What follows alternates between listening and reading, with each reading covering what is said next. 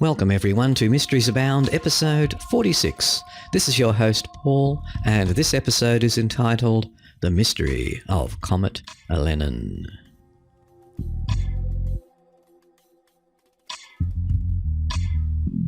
But first of all, an article from the news.gather.com website. A modern-day Noah's Ark is being built by the Amish in Kentucky, and this is an article by Tom Rose. In a scene straight out of Evan Almighty, a religious group including Amish carpenters is rebuilding Noah's Ark to exact biblical specifications in the farmlands of Kentucky. But the group is not claiming it's for protection against a coming deluge, but rather proof that Noah was capable of the task thousands of years ago.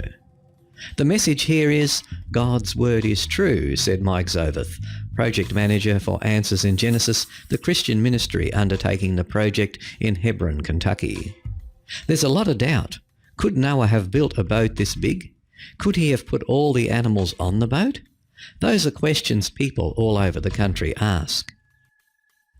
The massive project will be a centrepiece at a controversial theme park museum that has already drawn fire for its refusal to accept modern scientific dogma and representing ideas according to a strict belief that the Bible is literally true.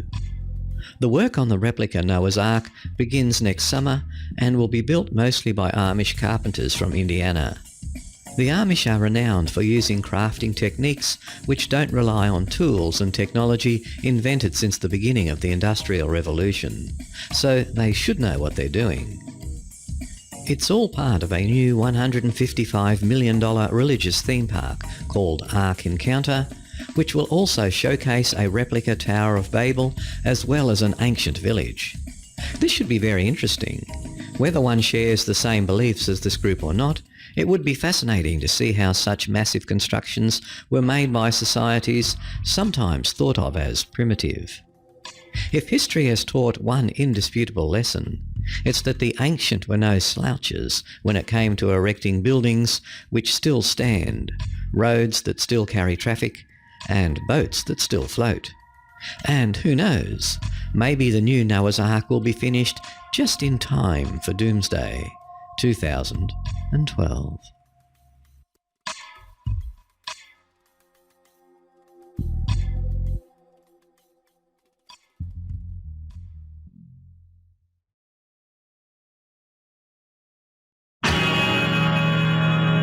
It's been a hard day's night, and I've been working like a dog. It's been a hard day's night, I should be sleeping like a log. But when I get home to you, I find the things that you do will make me feel alright. You know I work all day to get your money. Chang, it's been a hard day's night and I've been working like a dog. This first chord that starts A Hard Day's Night is one of the most recognisable and famous opening chords in rock and roll. It's played by George Harrison on his 12-string Rickenbacker. The other reason that it's famous is because for 40 years nobody knew for sure what it was. Many guitar players have tried in vain to recreate the sound, but have usually failed miserably. From the www.noiseaddicts.com, the Beatles' Hard Day's Night mystery chord has been solved by a mathematician. Well, someone has figured it out definitively. Not a musician, but a Dalhousie mathematician. 4 years ago, Jason Brown was inspired by reading news coverage about the song's 40th anniversary.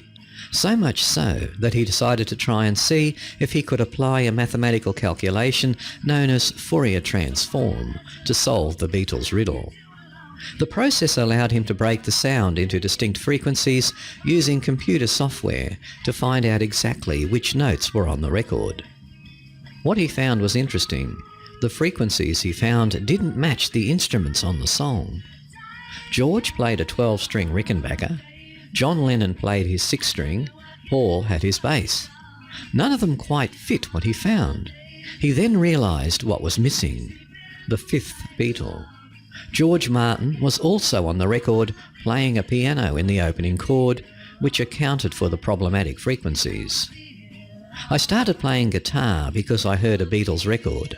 That was it for my piano lesson, says Brown. I had tried to play the first chord of the song many times over the years.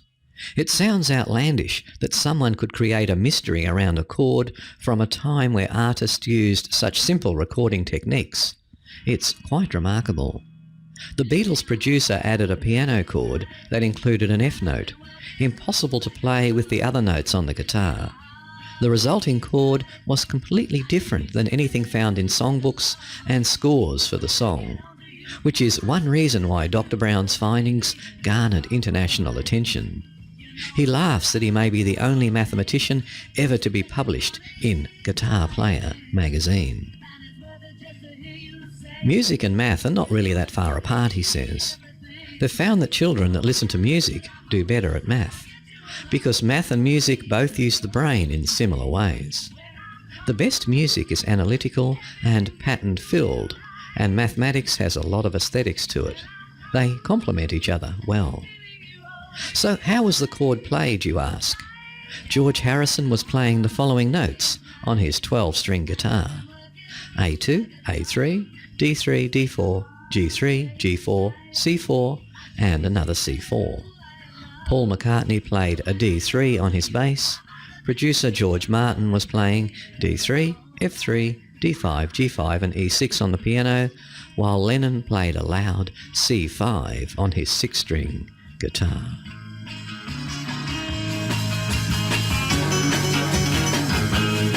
So why on earth should I moan? 'Cause when I get you alone, you know I feel okay. When I'm home, everything seems to be right. When I'm home,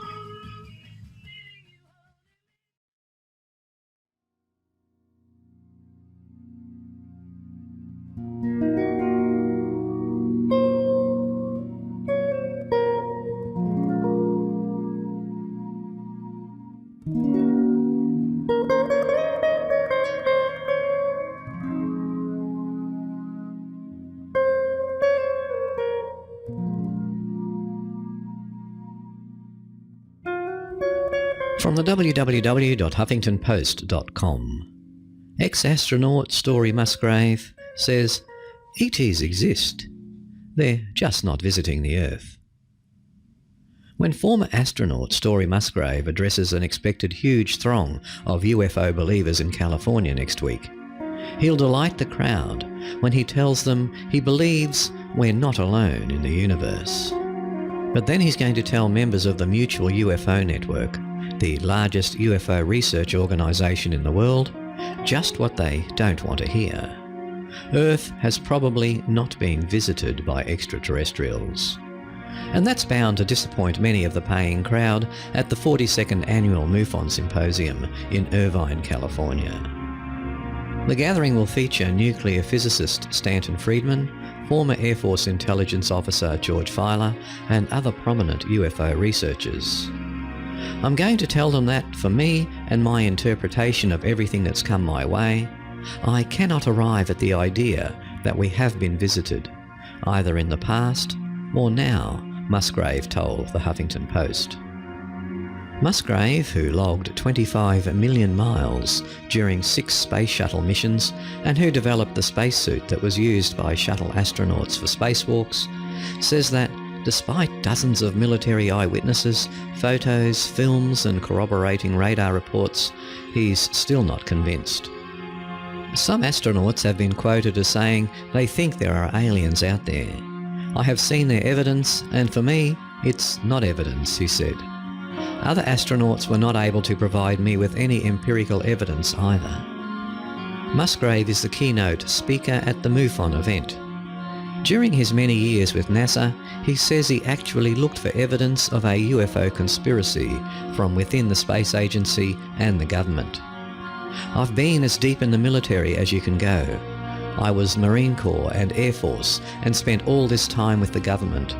I was on 2 classified Department of Defense missions, which got me as deep in the bowels of the military and the intelligence community as you can go, he insisted. I found no conspiracy in terms of covering up information about extraterrestrial visits. I simply didn't find it. The theme for the upcoming UFO Symposium is ET Contact, the implications for science and society, and features a roster of speakers presenting subjects such as UFO disclosure, life on Mars, time travel, anti-gravity propulsion systems, government conspiracies, and how alien contact would affect science, technology and religion. MUFON's international director, Clifford Clift, isn't concerned that Musgrave's not supporting the aliens are here theory. Sometimes we get too close to the subject and should realise that we need to step back and look at the different approach to the science of this, Clift told the Huffington Post. I think Story will enlighten us that way. That doesn't mean that they don't exist, because I'm quite certain that he's going to say he's never seen a UFO. But that's okay. If he stays around for the rest of the conversations and talks to some of the witnesses, he might have a little different approach to it.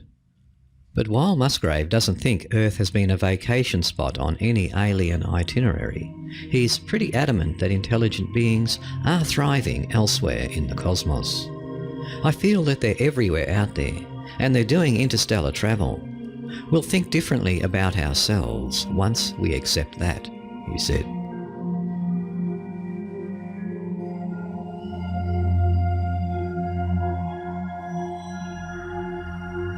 And whilst we're in outer space, well, sort of. From the RT.com website, The Mystery of Comet Elenin. Astronomers and other outer space experts are speaking out on a comet expected to make a close call with colliding into Earth later this year. The consequences could be dire, so why are so many people unaware of it? I think it's worth a raised eyebrow, says author Brooks Agnew. He's done a lot of research on Elenin and tells RT that there are some rather strange coincidences regarding the comet that people should take into consideration. A lot of people are concerned about it, says Agnew. We've done a lot of research on Comet Elenin and we've found there's a lot of missing data on this comet.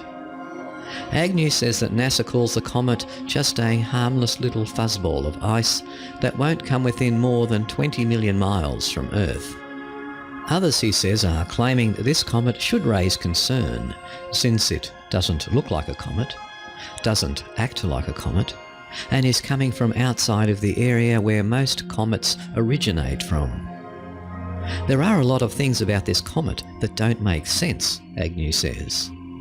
Another thing raising concern for the author is that another large asteroid is expected to come close to Earth around the same time. Coincidentally, he says, a new emergency alert system has been announced to debut the same day that the asteroid will rock right by our planet.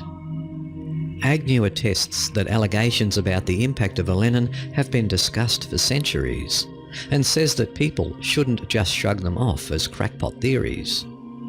We've been put off by professionals saying everything is going to be fine, but those of us that have been watching the cosmological signs, geological signs and oceanographic signs have been showing that there is the trend that the ancients said would be happening. What we should be aware of is that the projections are highly estimated. There are a lot of forces working on this comet as it travels through our solar system from a very off angle, and not all of them have been calculated. So we're kind of making a guess about where this thing is going to end up, and a guess might not be good enough. If projections aren't enough proof, Agnew says to look no further than the major governments of the world. Both the US and Russia have invested fortune into new underground shelters, and the author says there has to be a reason for it. NASA, he says, has also recently circulated a video among the families of employees advising them what to do in case of an upcoming emergency. According to Agnew, it's time to connect the dots, and he's not just talking about constellations.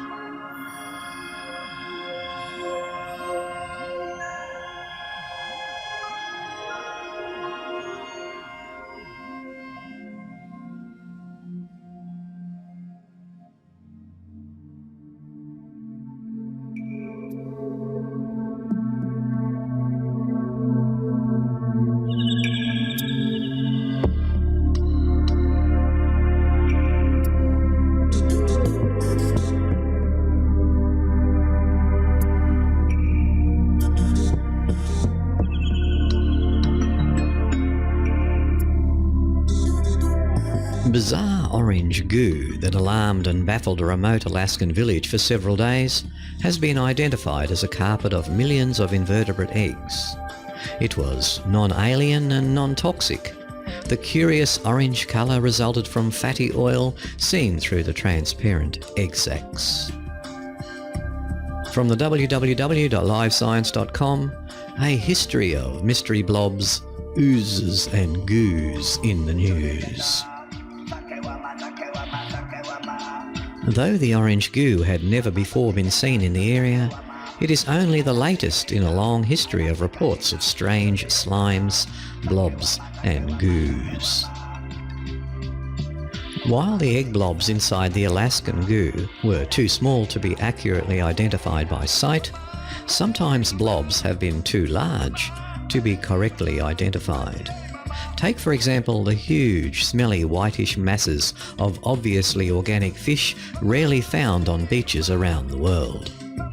Often mistaken for sea monster carcasses, they were eventually identified as decomposing great whales. Last year, a bizarre 4-foot brown and yellow blob discovered in a lake in Newport News caused a commotion and made national news. Some thought it was a monster, others suspected an alien or even a movie prop. In a twist reminiscent of the Alaskan goo, the mysterious aquatic blob turned out to be a bryozoan, a colony of tiny creatures that eat algae. Why it suddenly appeared in the lake was anyone's guess, though scientists suggested a passing bird might have introduced it. It's perfectly understandable that people would be initially baffled by such strange phenomena, especially before the development of modern science and forensic analyses. With today's quality microscopes and sophisticated DNA techniques, just about anything new or unexplained can be identified, from chupacabra carcasses to strange slime. Not so only a century or two ago.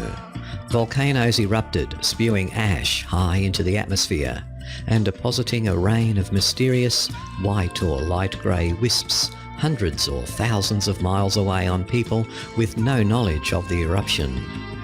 These days, of course, the whole world would know about it within minutes. Science and technology have made the world a much smaller place and helped solve or prevent mysteries. Charles Fort, a collector of reports of strange phenomena, described in his 1923 book New Lands a report in the late 1880s of weird goo that was not orange but pink. Half a mile from Lilleshall, Shropshire in England, an unknown pink substance was brought down by a storm. Sadly, he provided no further details on this curious incident, but he reported on another account from late May 1889 of an unknown substance that for several hours had fallen from the sky, crystalline particles, some pink and some white, onto the island of Hyères in the Mediterranean off the coast of France.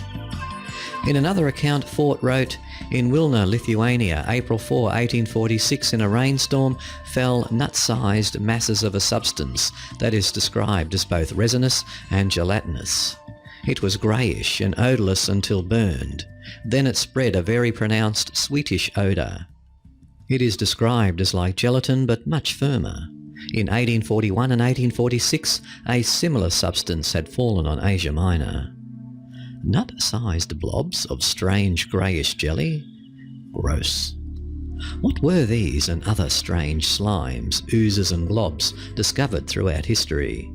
A century or more after the fact, there's no way to know, but the most likely explanation is that, like the Alaskan orange egg goo, they were perfectly natural, though unusual or misunderstood phenomena.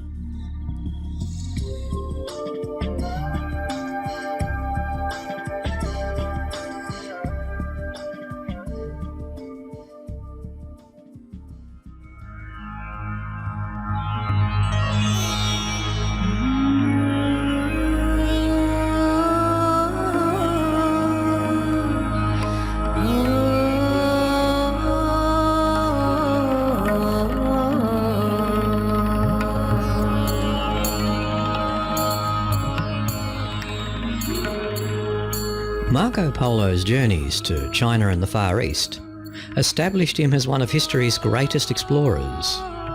But archaeologists now believe he never actually went there.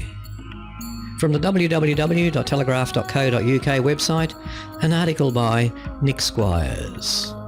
The explorer Marco Polo never actually went to China. They think it's more likely that the Venetian merchant adventurer picked up second-hand stories of China, Japan and the Mongol Empire from Persian merchants whom he met on the shores of the Black Sea, thousands of miles short of the Orient. He then cobbled them together with other scraps of information for what became a best-selling account, a description of the world, one of the first travel books. The archaeologists point in particular to inconsistencies and inaccuracies in his description of Kublai Khan's attempted invasions of Japan in 1274 and 1281. He confuses the two, mixing up details about the first expedition with those of the second. In his account of the first invasion, he describes the fleet leaving Korea and being hit by a typhoon before it reached the Japanese coast, said Daniele Petrella of the University of Naples, the leader of an Italian archaeological project in Japan. But that happened in 1281. Is it really possible that a supposed eyewitness could confuse events which were 7 years apart? Marco Polo's description of the Mongol fleet is sharply at odds with the remains of ships that the team have excavated in Japan. The Venetian wrote of 5-masted ships, when in fact they only had 3 masts, said Professor Petrella. It was during our dig that doubts began to emerge about much of what he wrote, he told the latest edition of Focus Storia, an Italian history magazine. When he describes Kublai Khan's fleet, he talks about the pitch that was used to make the ship's hulls watertight. He used the word chunam, which in Chinese and Mongol means nothing. In fact, it is the Persian word for pitch. It's also odd that instead of using, as he does in most instances, local names to describe places, he used Persian terms for Mongol and Chinese place names. The explorer claimed to have worked as an emissary to the court of Kublai Khan, but his name does not crop up in any of the surviving Mongol or Chinese records. The Italian archaeologist's scepticism over the extent of Marco Polo's travels adds weight to a theory put forward by a British academic. In a book published in 1995, Did Marco Polo Go to China?, Frances Wood, the head of the Chinese section at the British Library, also argued that he probably did not make it beyond the Black Sea. She pointed out that despite being an accurate observer of daily life and rituals, there is no mention in Marco Polo's chapters on China of the custom of binding women's feet, chopsticks, tea drinking, or even the Great Wall. There's nothing in the Venetian archives to say that the Polo family had direct contact with China at all, Dr. Wood told the Daily Telegraph. Nothing from China has ever been found in the possessions they left behind. One theory is that Marco Polo copied a sort of guidebook on China written by a Persian merchant. Only about 18 sentences in the entire manuscript are written in the first person. It is extremely rare for him to say, "I saw this with my own eyes." I believe that rather than being one person's account, it's a sort of medieval database of European knowledge of the Far East at the time.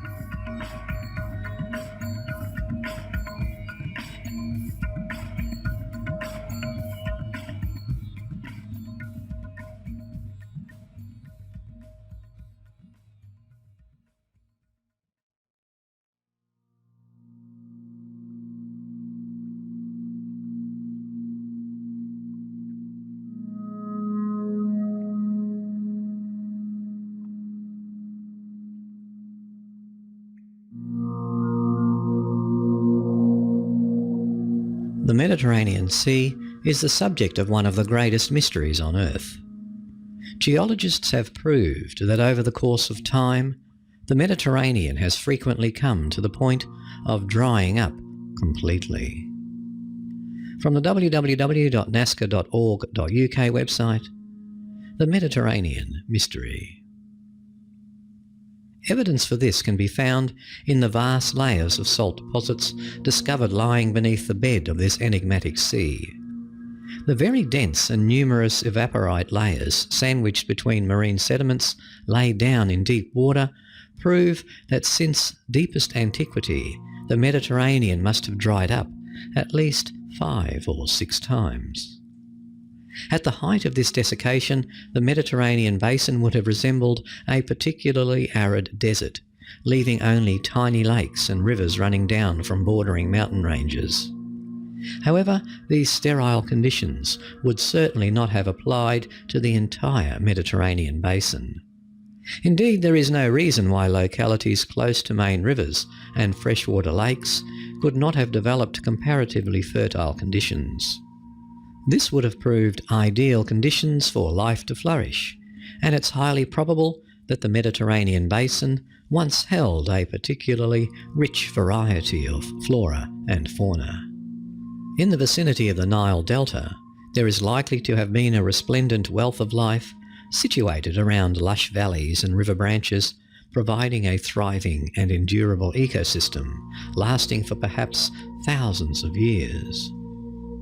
Yet any life that found any kind of foothold here was ultimately doomed to disaster. The geology of the Mediterranean meant that every so often the entire basin would dramatically fill up with seawater, extinguishing all life to be found there. Experts have discovered that over the course of millions of years, the cycle of a dried up and fertile Mediterranean giving way to the waters of a flooding sea occurred at least 5 or 6 times, and possibly more.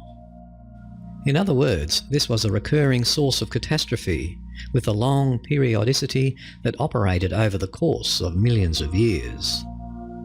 But what exactly was it that caused the flooding of the Mediterranean and its subsequent drying out?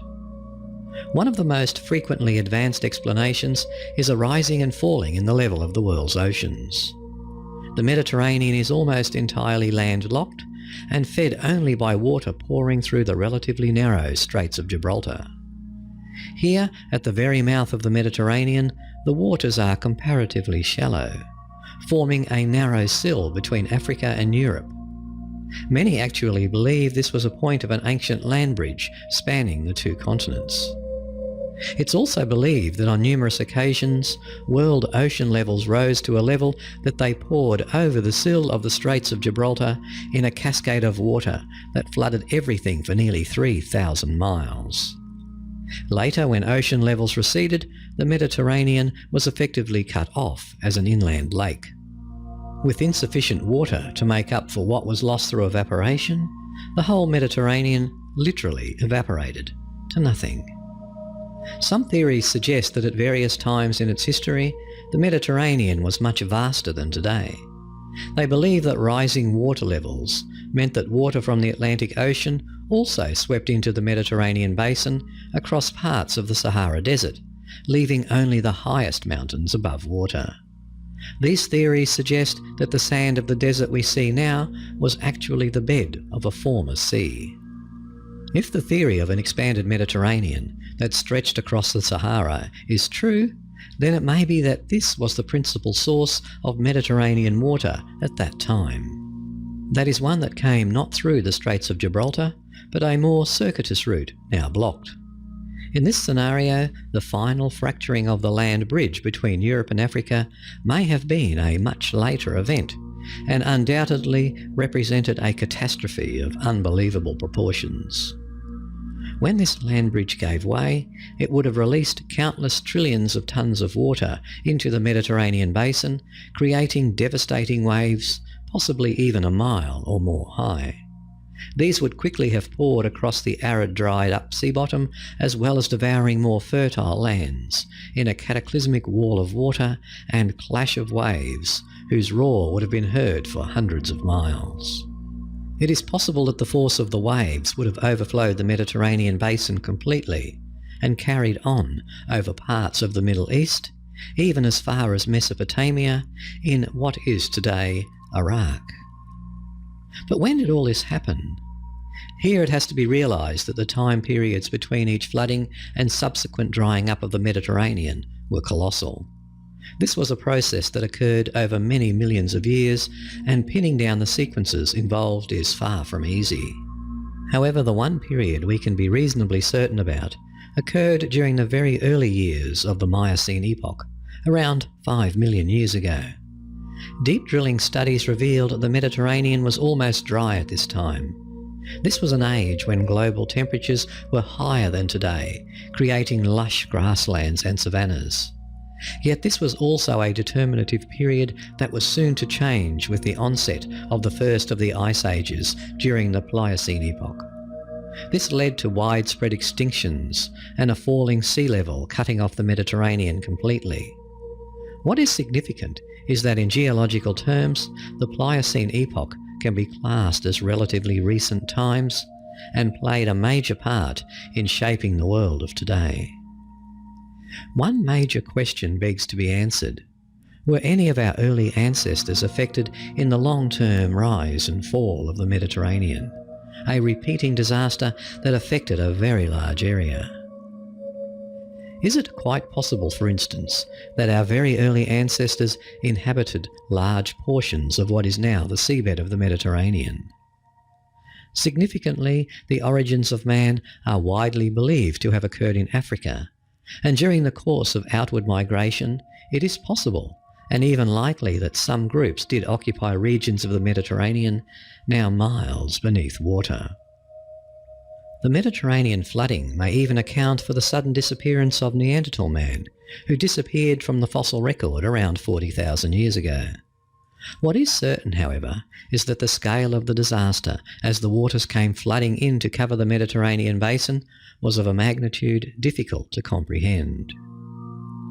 Evidence of this can be found in the great quantities of fossils discovered on numerous Mediterranean islands. Evidence of some great herding together in a shrinking environment that very quickly became too small to support life. These finds are sometimes in such colossal quantities as to permit modern commercial extraction and exploitation.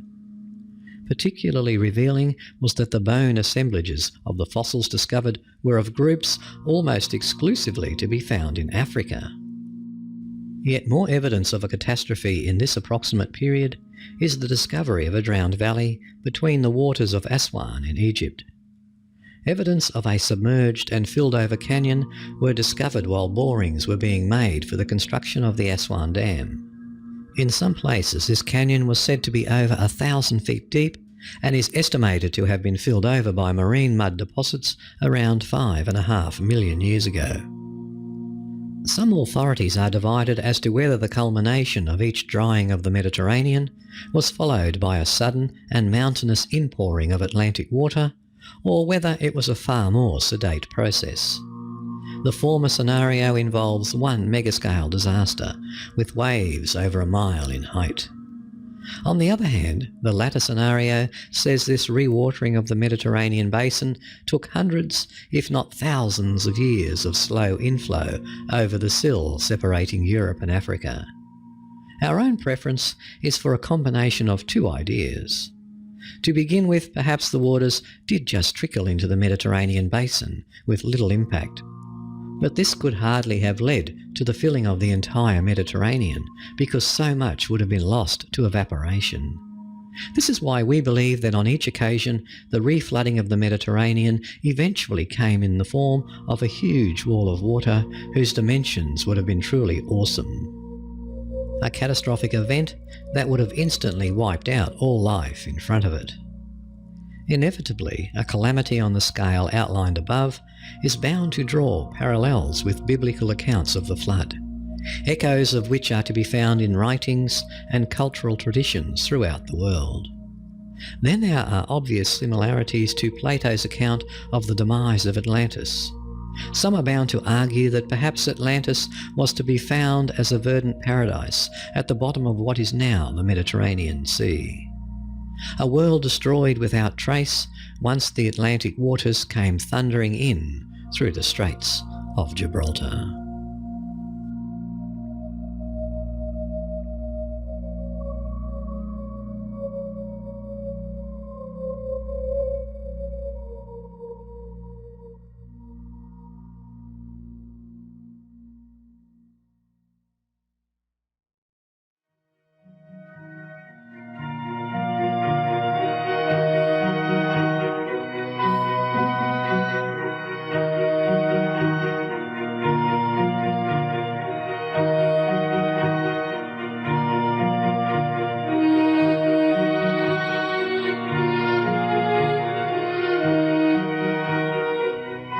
Links to the show notes for this episode of Mysteries Abound can be found at www.origins.info, and Origins is spelled O-R-I-G-I-N-Z.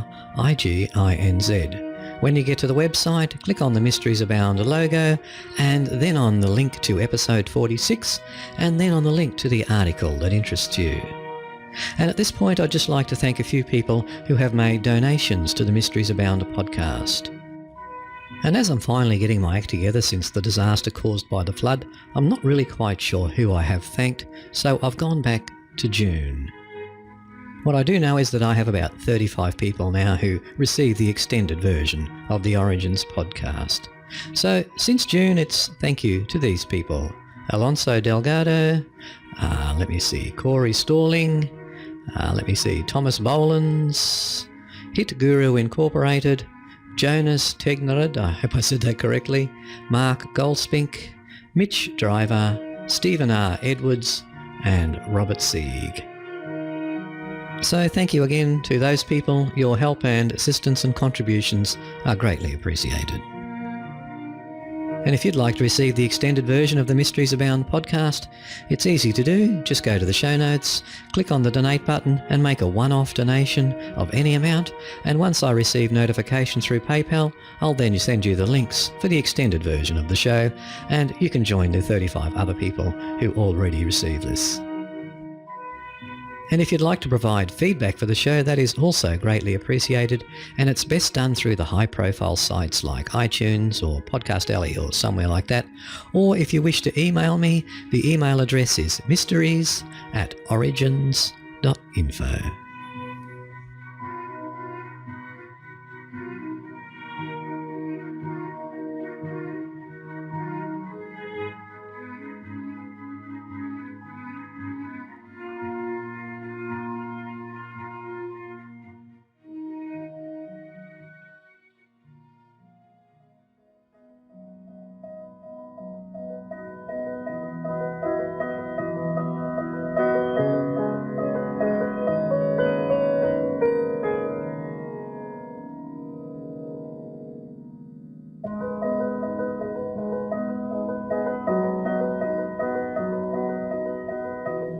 And to the sound of Forbidden by Rob Koslow, my favourite theme music for my weird stories. From the www.myweirdstory.com, The Scratching Noise.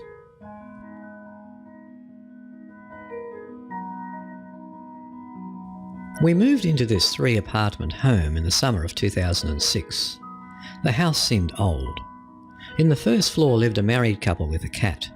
In the second floor lived an elderly couple, also with a cat. The third floor was my family's apartment. I was around 14 when we moved there. I had to share a room with my older sister, who was 19 at the time. My brother got his own room. He was 17 at the time. My room had a little door that was the entrance to a crawl space. When we first moved in there was a bed and old men's clothes, as well as little kids' toys and colouring paper. We put all that stuff in the trash. The first few weeks went by normally. One night at around 2 a.m, I was awoken by the sound of little nails stuck on the carpet floor. It sounded like a cat scratching the floor. I woke my sister and she also heard the sound. We thought it was mice or some other small animal in our room, but when we turned on the lights, there was nothing there, and the sound had just stopped. Thinking it was a mouse, we called my brother to inspect our room, but he found nothing. We just went back to bed that night. The sound continued almost every night after that. There were no mouse droppings, and it was unlikely that there would be mice with 2 cats in the house. I was always the first to be home from school. I usually was always alone at home for at least 3 hours till my brother would get home. One day I went home as usual and went straight to my room to put my stuff down. I turned on the stereo to hear some music. I set the volume level to a normal level and went to the kitchen to make a snack. About 10 minutes later, the volume of the stereo suddenly turned all the way up. I started yelling at my brother to stop messing around, but didn't hear a reply. I went to my room furious at him, but found no one there. The stereo volume was at maximum and no one was home to have turned it up. I lowered the volume thinking the stereo must be broken or something.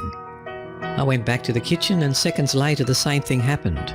I ran back to the room determined to find my brother and yell at him. But no one was there. 15 minutes later, I saw my brother through the window getting off his bus. When I told my sister about what had happened, we turned the stereo on and listened to music for about 4 hours, without any problems. By this time I was terrified about being home alone. About a week passed from the stereo incident. I came home from school as normal, went to my room and laid on my bed.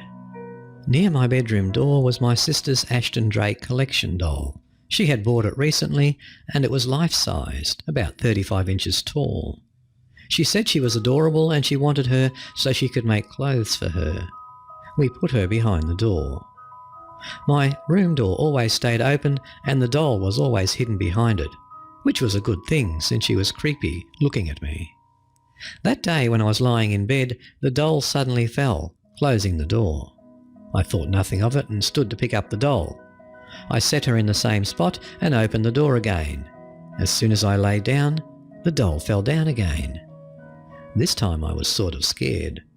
I stood up and put the doll in her same spot again, only this time I angled her so that there was no way she could fall again. I reopened the door, went back to bed, and as soon as I sat down in the bed, the doll fell again, closing the door for the 3rd time. I was so freaked out that I just waited outside till my brother got home. The scratching noise never stopped, and the volume on the stereo sometimes mysteriously would turn up. I was very happy the day we moved out of that old house. I don't know if it was a ghost, but it was the weirdest thing to have ever happened to me.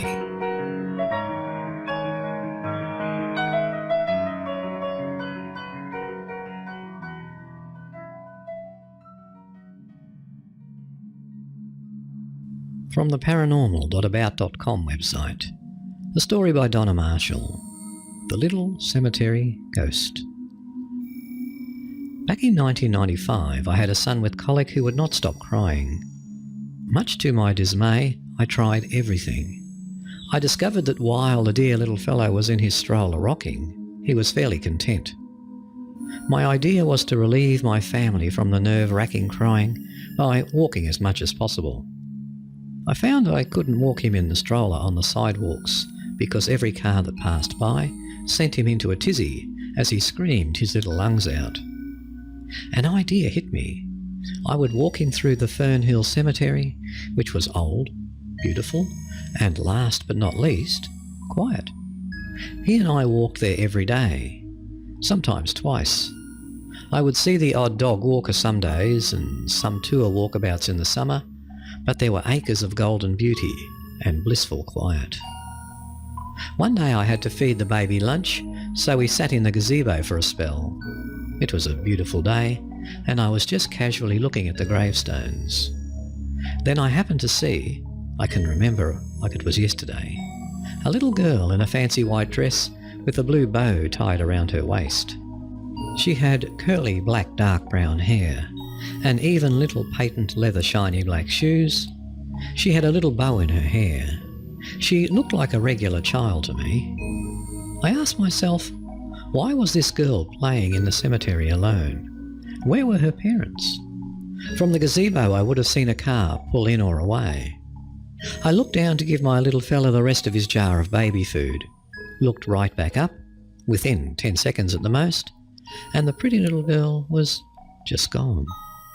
I was startled but not scared. I told my husband about it as soon as I got home. I think it was a ghost. My only regret is not going over to that vicinity and looking for a marker for a young girl.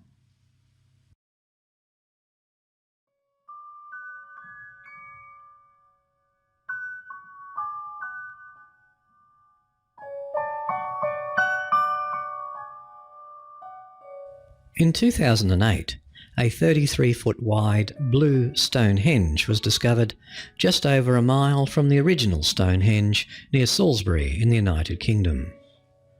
The new archaeological find on the west bank of the River Avon has been called Blue Stonehenge, after the colour of the 25 Welsh stones of which it was once made up.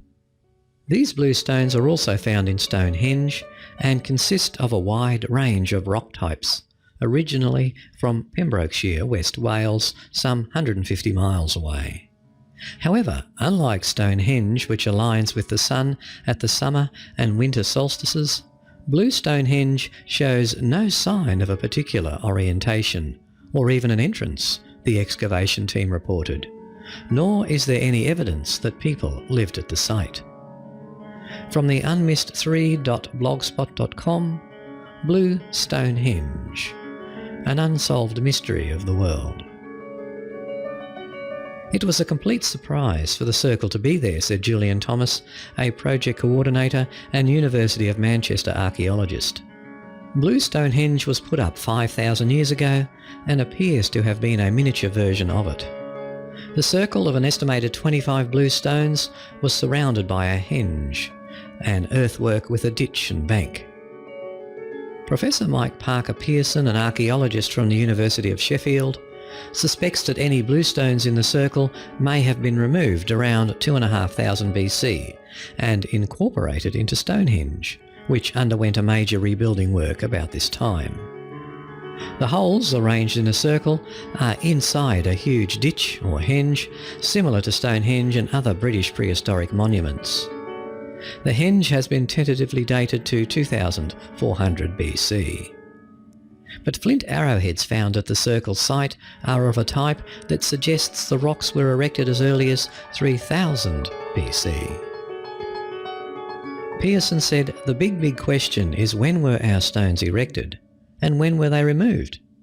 He added, "We speculated in the past that there might have been something at the end of the avenue near the river, but we were completely unprepared to discover that there was an entire stone circle. I think we have found incontrovertible proof that the river was very important to the people who used Stonehenge. I believe that the river formed a conduit between the living and the dead, and this is the point where you leave the realm of the living at the river and enter the one of the dead at Stonehenge. From the material that was excavated from the filled holes, it's obvious that this was not a site of domestic life. There are no food remains or ceramics, but there is a lot of charcoal. This has led some archaeologists to the theory that Blue Stonehenge could have been a cremation site, with the ashes being buried at Stonehenge. The team also found evidence that the builders of the stone circle used deer antlers as pickaxes. Dr. Josh Pollard, project co-director from the University of Bristol, described the discovery as incredible. The newly discovered circle and henge should be considered an integral part of Stonehenge rather than a separate monument, and it offers tremendous insight into the history of its famous neighbour. Its landscape location demonstrates once again the importance of the River Avon in Neolithic funerary rites and ceremonies. There have been many theories about the use of Stonehenge, including that it was believed to have healing properties and was a giant astronomical observatory. The new discovery supports the theory that Stonehenge was the centre of a Neolithic ritual mortuary complex, and Blue Stonehenge may represent a vital part of the jigsaw, as researchers slowly piece together the meaning of Stonehenge.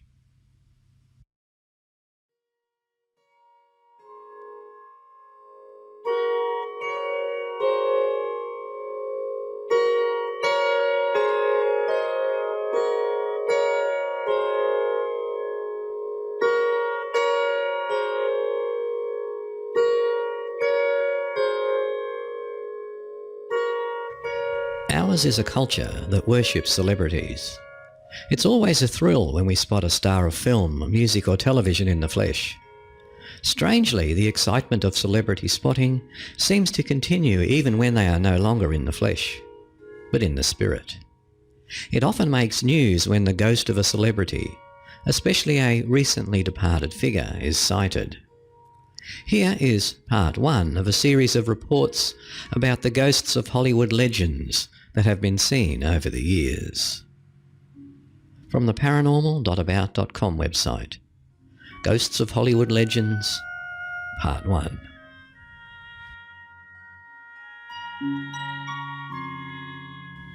Heath Ledger was one of the most promising actors of his generation, having delivered impressive performances in such films as Brokeback Mountain and The Dark Knight, in which his portrayal of the Joker drew wide acclaim.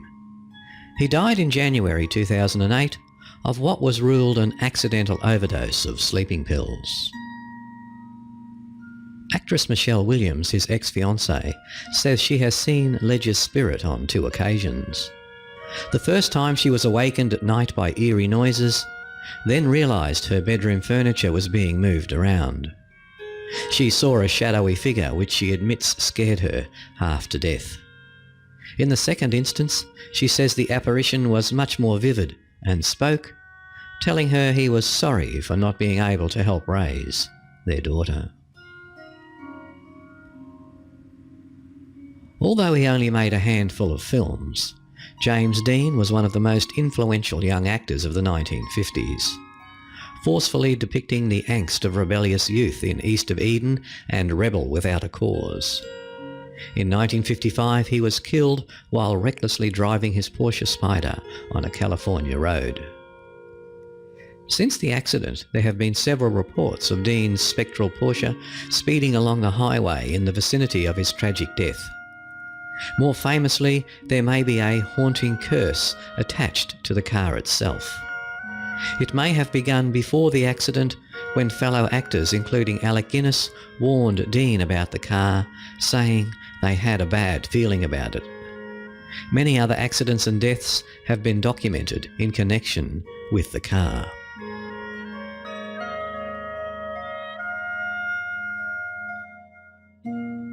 He was called the king of rock and roll, having spun out dozens of #1 hit records, starring in popular teen-aimed films and winning the hearts of millions around the world. Tragically, Elvis was consumed by his own fame and died in August 1977 of a heart attack, possibly drug-related.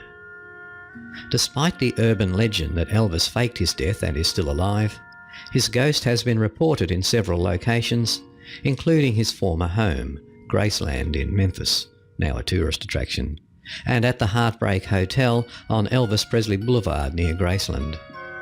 Elvis's ghost also has been spotted at the Nashville recording studios, where he made some early records, and the Las Vegas Hilton, where the singer performed in his later years.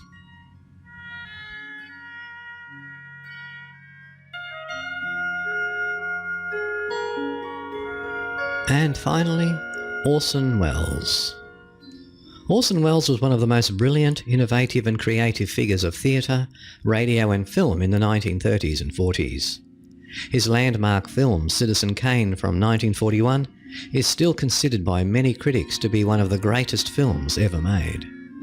He died in 1985 of a heart attack at his home in Hollywood at the age of 70. In later years, Welles became an imposing figure, often appearing in his trademark black cape and wide-brimmed hat and puffing on a cigar. It's this figure that has been seen in his favourite restaurant, Sweet Lady Jane's in Los Angeles, sitting at a table where he usually dined. Accompanying the apparition, say the staff who have seen it, is the smell of Wells's brand of cigar and even the brandy that he enjoyed.